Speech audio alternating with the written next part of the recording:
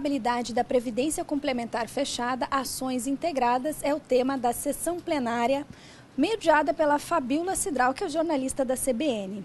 Fabíola, para você é relevante mesmo que os brasileiros entendam as demandas do aumento da expectativa de vida?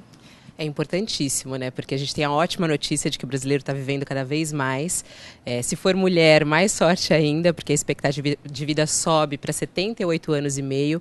E, infelizmente, a gente tem uma baixa adesão da Previdência Complementar, o que faz com que essa velhice, ela corra o risco de não ter tanta qualidade. Então, eu acho que é muito importante levantar esse tema e aumentar ainda mais a educação financeira das pessoas em relação a isso. Então, eu acho que Previdência Complementar é um assunto fundamental e ainda pouco discutido no nosso país em todos os âmbitos. Então, eu acho que é muito importante, principalmente com a nossa expectativa de vida subindo. E essa baixa, que você atribui? A baixa educação financeira, eu acho que nunca foi prioridade no governo, né? Nunca foi uma prioridade no nosso país, a educação financeira e previdenciária.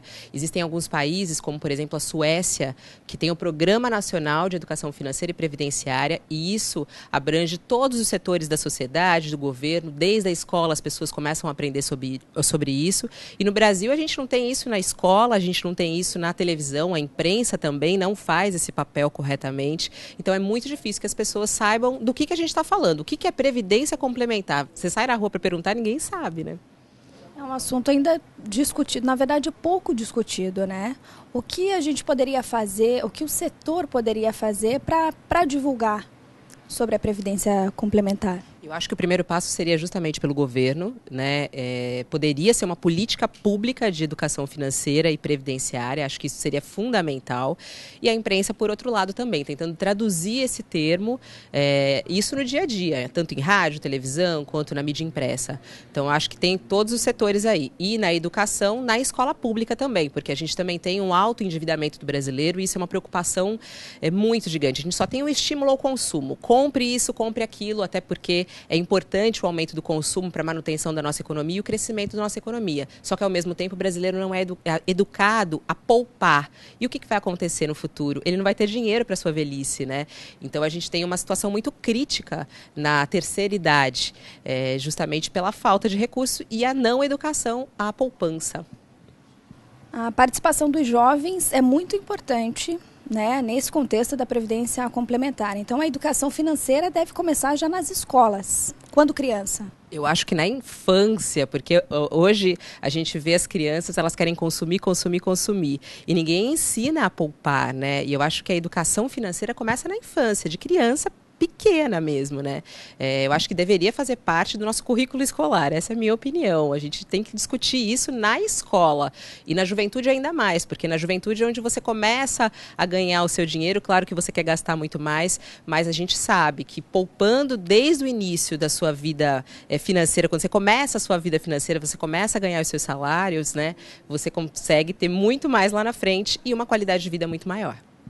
Agora fala um pouquinho então pra gente sobre o tema da sessão plenária, que você vai ser a mediadora.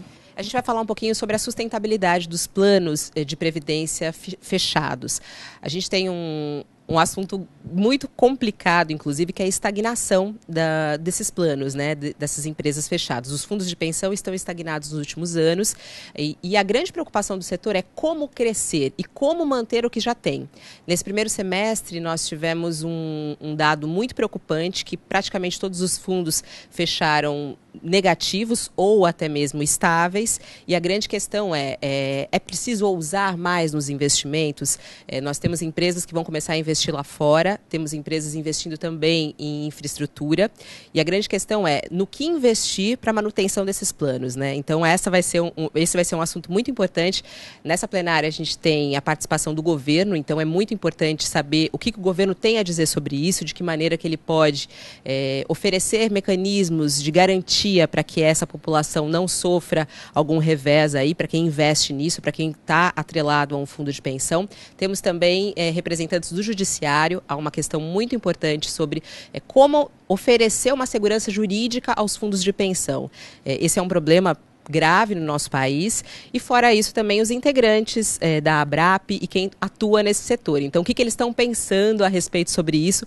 Então, a grande questão é como manter a sustentabilidade dos fundos de pensão. É isso que a gente vai discutir daqui a pouquinho. Fabíola, obrigada pela entrevista, pelas informações. Muito obrigada, eu que agradeço. TV Abrap no 34º Congresso Brasileiro dos Fundos de Pensão.